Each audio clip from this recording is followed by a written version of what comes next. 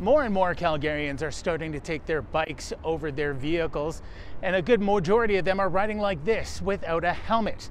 While there are some bicycle safety experts that say a mandatory helmet law would go a long way towards preventing injury, there are others that say the helmet is not the problem. There have been 30 incidents in Calgary alone since April 1st that have required some level of hospitalization due to serious injury.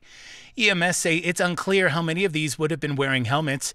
According to Alberta law, it is mandatory for those under the age of 18 to wear a helmet, while there is nothing on the books for adults.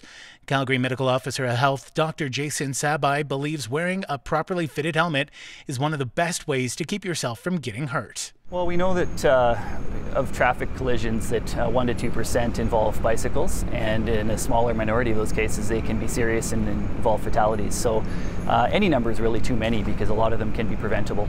Sabai says they're still hoping people get out and enjoy the outdoors. All he's asking is that they do it safely.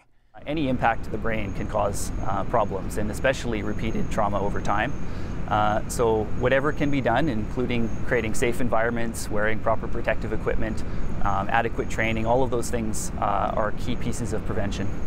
Bike Calgary, however, sees it differently. While they admit a helmet can be beneficial, making it mandatory would go too far.